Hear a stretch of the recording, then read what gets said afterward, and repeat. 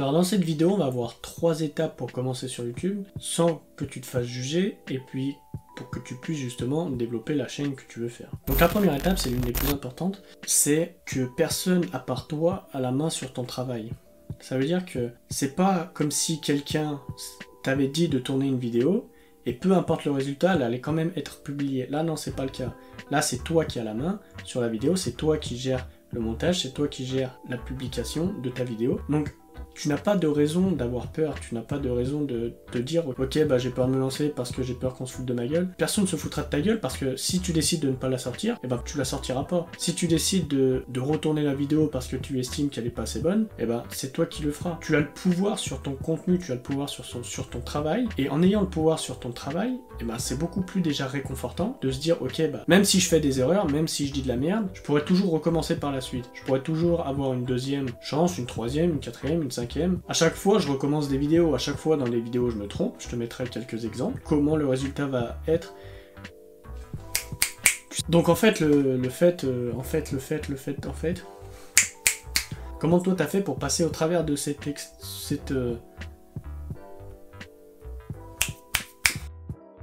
Et tout n'est pas si bon du premier coup. C'est impossible, tu peux pas faire des choses qui sont bonnes d'un coup comme ça. Donc c'est l'un des gros avantages en fait d'avoir le pouvoir sur son travail, parce que ça va te permettre de savoir où tu vas. C'est pas comme si, par exemple, t'enregistrais une vidéo, tu parlais avec quelqu'un, et puis cette vidéo elle allait être publiée en masse sur les réseaux sociaux, et puis tout le monde allait te voir. Tu sais pas comment le résultat va être, savoir si t'es bien, si tu bégayes pas trop, si tu craches pas, si t'arrives bien à t'exprimer, etc. Donc là en fait c'est pas le cas. Le truc c'est que tu as absolument la main sur tout, sur absolument tout, donc t'as aucune raison de ne pas te lancer. Même si, ok, c'est chelou de parler à un appareil photo, mais moi ce que je fais, c'est que, en fait, c'est comme si j'ai l'impression que je te parlais.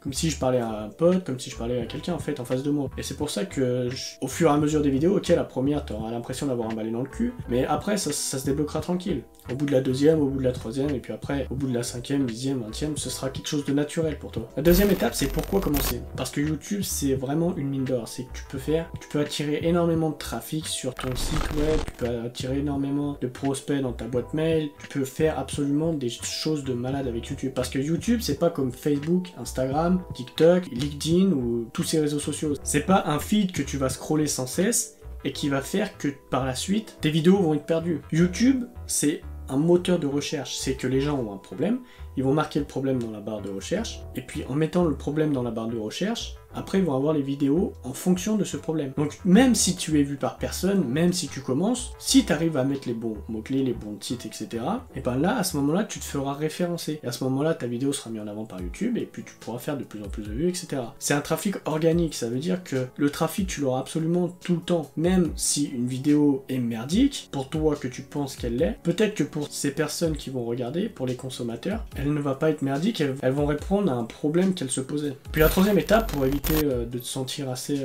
mal à l'aise, c'est de tourner dans un endroit que personne peut te voir. Bon, faut quand même faire gaffe que ce soit au micro ou au décor, mais bon après on va dire ça c'est des ajustements, c'est des conneries. Le plus important c'est que tu te lances.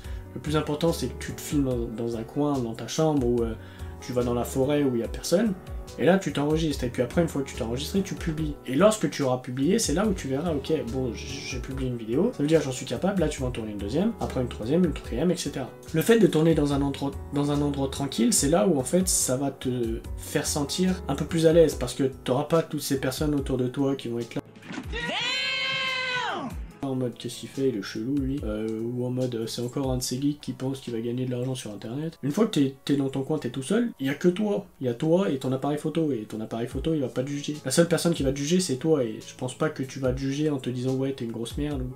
Alors si tu fais ça, c'est que t'as rien compris. Faut que tu sois clément avec toi au départ, parce que c'est assez compliqué, mais après par la suite tu peux devenir un peu plus dur. Une fois que t'auras commencé à prendre l'habitude à parler, après ça viendra tout seul. La majorité de mes vidéos, j'écris pas un script, alors que des personnes vont dire ouais mais t'es complètement brolo, il faut écrire un script. Mon script, sincèrement, il fait 3 lignes, 4 lignes. Et puis après c'est de l'improvisation. Donc c'est où toi t'arrives à improviser comme ça un peu, ou justement tu vas développer un script, tu vas marquer un script, tu vas écrire lettre par lettre ce que tu dois dire. Mais je veux dire après c'est un peu moins naturel en fait. C'est que tu vas balancer des phrases qui vont déjà être toutes écrites. Et à ce moment-là, on va voir que t'as aussi encore un balai dans le cul. Mais après, ça se développe au fur et à mesure, le fait d'improviser. Et putain de lumière.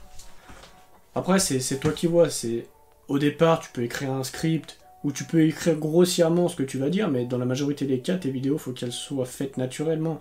Faut qu'elles soient faites en improvisation, parce que c'est là où en fait tu seras le plus naturel, et où tu auras plus l'impression de donner ce que tu sais, et de partager tes connaissances, que justement donner des conseils que tu penserais donner. Donc la quatrième chose que je voudrais te dire, bon c'était pas prévu parce qu'au départ il devait y en avoir que 3, donc la quatrième chose ça va être de parler par rapport à ton expérience. Comment au départ tu peux savoir quoi dire, simplement avec ton expérience. Tourne des vidéos avec l'expérience que tu as vécue, avec ce que tu as eu dans ta vie, et comment tu as fait pour en sortir.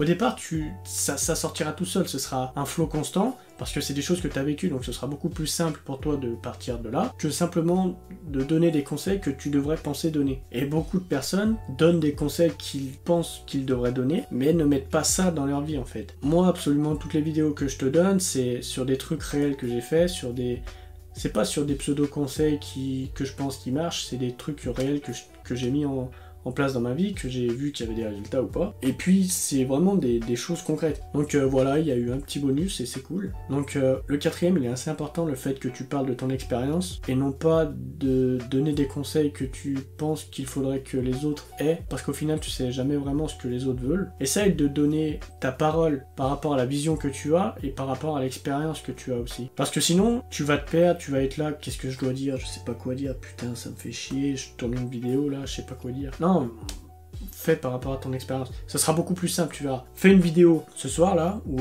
quand tu peux, ou une fois que tu as fini cette vidéo là, tu fais la vidéo, tu cherches pas d'excuses, tu vas dans ta chambre, tu vas dans la forêt, tu prends ton portable, tu te filmes, tu poses un petit truc tranquille, et une fois que tu as fait ça, eh ben tu parles de ton expérience, tu parles des choses que tu devrais donner, tu parles de ton expérience et comment t'as fait toi pour justement passer ce cap que des personnes ont actuellement. Le cap que là où t'étais bloqué pendant que tu étais bloqué, comment toi t'as fait pour passer au travers de cette expérience-là? Parce que l'expérience que tu as eue, t'es pas la seule à l'avoir, hein. Mec, on est 7 milliards sur Terre. Si t'as un seul problème que toi tu as eu et absolument personne n'a eu, franchement j'aimerais bien que tu me le dises. Parce que absolument aucun problème qui t'est arrivé n'est pas arrivé à quelqu'un d'autre. C'est ce qu'il faut que tu te dises. Bon, je dis mec, mais c'est aussi pour les filles. Je vous aime les filles. Donc voilà comment tu peux mettre en place, surtout le dernier, il est vraiment important. Parce que c'est celui en fait qui va te permettre de parler, continuer à parler. Sans parler de ton expérience, tu vas galérer au début, tu vas avoir en fait, tu vas bégayer, tu vas pas savoir quoi dire. Donc voilà. Attends, si tu veux des conseils, je te laisse rejoindre le premier lien qui est dans la description pour te développer un business de malade mental et pour que tu vives ta putain de liberté. Parce que c'est ce qu'on veut au final. Être putain de libre. Ne plus travailler pour un patron avec des putains d'horaires de merde. C'est nous qui faisons ce que nous voulons. Donc si tu veux ça, tu rejoins la description. Tu rejoins ce putain de lien, tu cliques, tu t'abonnes. Et tu vas recevoir des mails. De ma part, bien sûr, c'est moi qui les écris. Y a rien de délégué chez moi. Parce que je t'aime.